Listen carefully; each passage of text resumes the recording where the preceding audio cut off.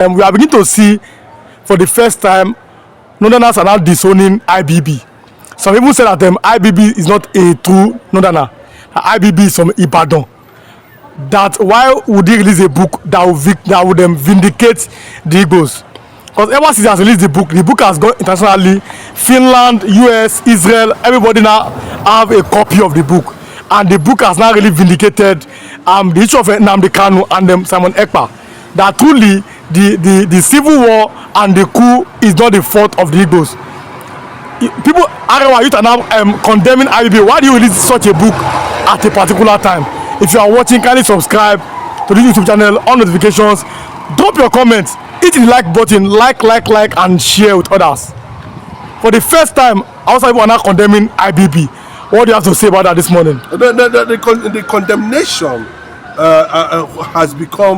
has gone viral anyway, and it has also gone to an extent that Gowon has been warned not to publish any book in that regard, because the one that IBB has published has entered where it does not supposed to enter around the world. So many world leaders are buying it, so many researchers are keying into it, so many reviewers are looking at that book very deeply. You know, of what recently the clash between Trump and Keir Starmer of Britain, yes. And we saw the same thing leading to Macron and Trump clashing at the White House. The only people that seem to understand what that book actually means seems to be the Donald Trump of America and Putin of Russia. Finland also has deposited that book in their national library and also send it to the court, the Finnish court, for review, and of course using it as a yardstick for trial that is going to come on the May 15. But away from that, the North has played a very attacking role on IBB. IBB is still wondering what has brought about this attack. Maybe possibly regretting I wouldn't have published this book, because that book he published has given an Igbos an edge over every national issue that has transpired since the beginning of independence till today. We are supposed to have had independence before 1959, before Ghana or thereabout, but because of certain reasons, we are not able to have it. Now, who is proudly going to come out and tell the whole world that 1966 coup was not an Igbo coup? Can they be able? The Igbos from all over the world, both those who were exported from Finland, I can tell you, who were picked by Red Cross, taken all over the world. Some of them are in Sweden, some of them in different Australia, all every part of the country. But they still know they are Igbos, and they knew what had happened. They knew how they were treated by the Red Cross as at that time. What am I trying to say at this point? They have now laid their hand on that book and begin to look at it, that possibly there was a strategic move by the British, the Fulani powered Gowon, to make sure that the Igbo nation is exterminated. And when I look at it very well, I'm not asking then why single out Igbo? They single out Igbo as a result of jealousy. Jealousy? Yes, they were jealous.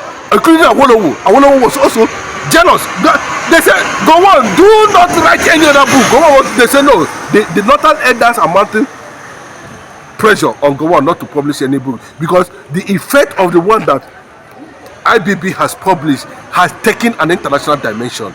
So what the world leaders are looking at is, so this is actually what happened. And immediately, the president of the United States of America summoned the British Prime Minister in our Oval Office, summoned France to Oval Office, and on that process, they were able to disclose some certain things, and a decision was made. The only thing that Trump rejected is that Biafra will not be an Islamic nation. And if by this thing happen, on proclamation and recognition of Biafra, all the American allies are going to endorse to that. So you can see that why the Northern Elders Forum, the Northern leaders, the Northern politicians, especially those of Emirs and Fulani extraction, is bent on warning making sure that IBB, even to an extent, we are hearing a few days ago, no, there was some certain movement within his compound and a certain threat about his life over their book, and there are plans to withdraw the book from the public space. What does that mean? It means that the reaction that is coming as a result of that publication, has actually made it very clear that the Igbo has not raised an iron against Nigeria from the beginning of amalgamation of this country till date. That everything that was being thrown against the Igbo people was done out of conspiracy. And that is what we claim. Then how come Gowon, IBB, all of them are coming out to blame a certain decision? And all of them is saying, no, this is the true picture of it. We don't need money anymore. The time for nationalism has passed. The era of nationalism has passed. The era that wanted integration has passed. The era of peace, fairness, and justice has been demanded that it should be done has passed. What the entire 40 territories of Biafrans and representatives all over the world, the IPOB, is saying that we are Biafrans and that the world should recognize Biafra as a separate entity. Not only that, the issue of Mazin Nnamdi Kanu and Simon Ekpa was also discussed. And a certain signal was sent to the Finnish government, and I think they are already working on it, that everything is going to be open. America is coming, either for or against, but whichever way it happens, it is not going to be in favor of Nigeria. What Nigeria have done to the people of the Igbo is the highest injustice in the history of existence.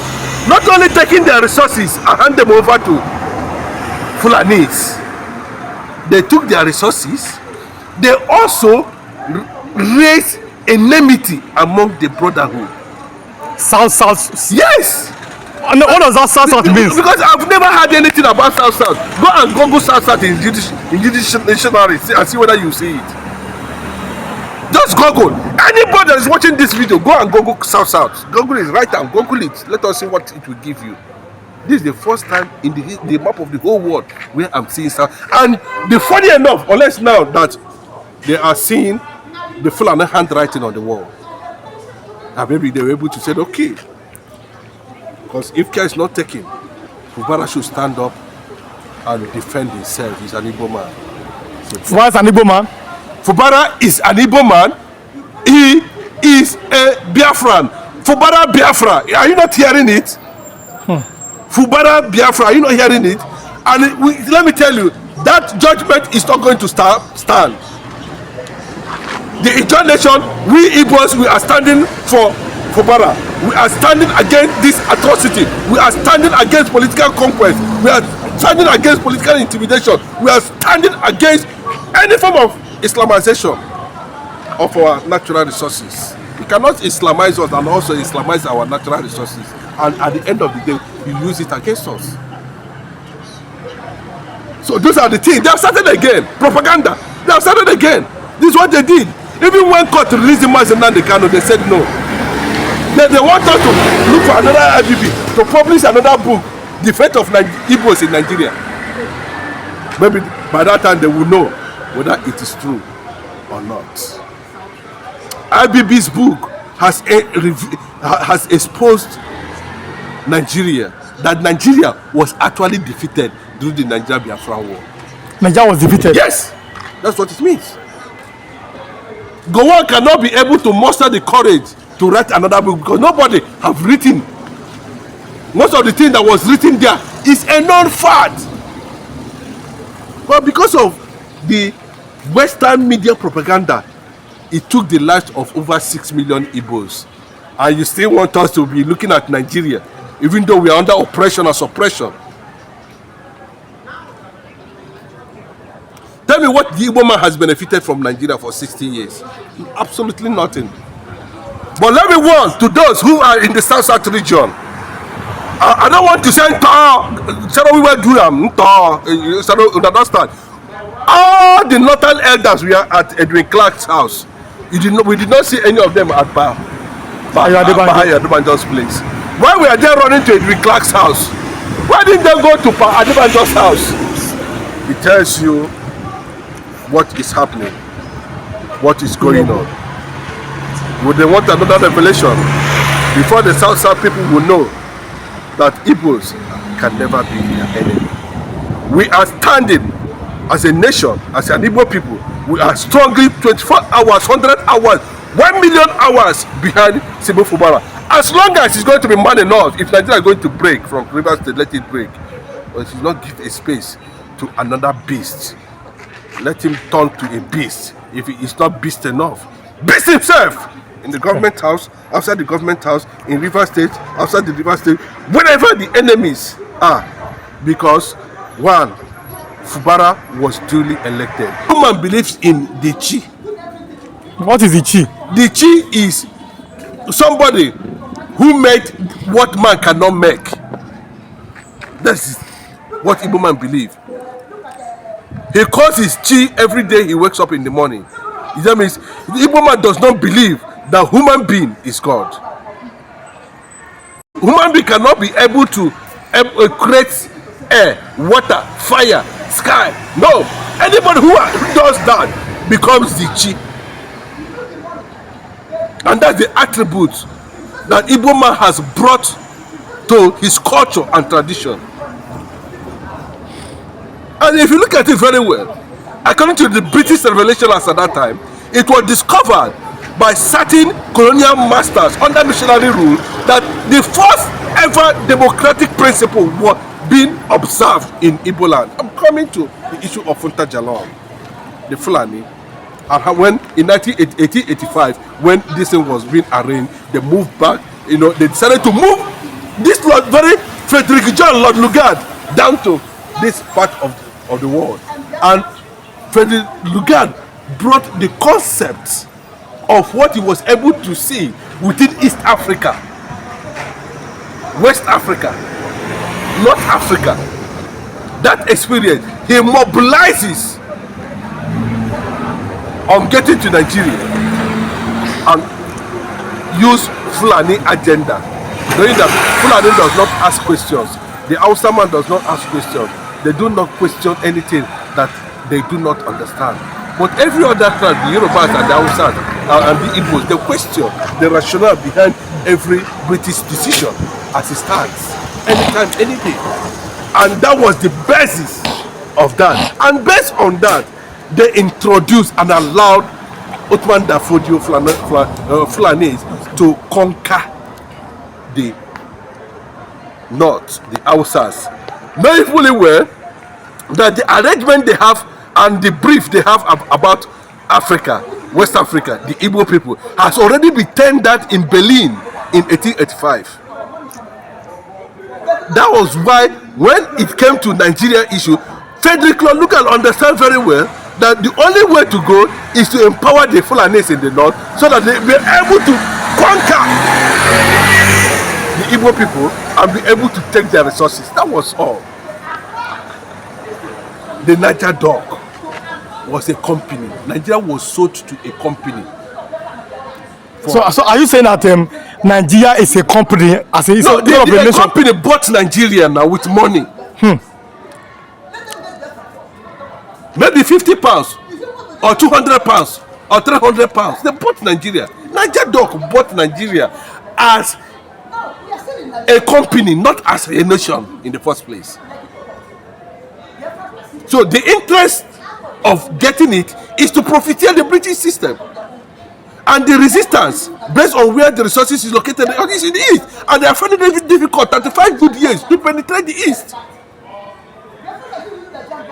So to keep them in perpetual suppression and oppression, that was why they allowed the Fulanis, and the Islamization agenda started from there. So are you saying that Nigeria now looks like an Islamic nation? I'm giving you an insight of what I mean by the agenda that came to a point that the likes of Chukwumansogu them, some of these people, Awolowo them and the rest of them, saw this thing as a major threat that this thing is going to bring a menace to a nation that has just been given birth to hand over the structure of Nigeria to the Northerners is going to cause a lot of damage. And at the end of the day, Nigeria must not be able to run as a nation of justice and fairness, possibly arrogated to an archaic system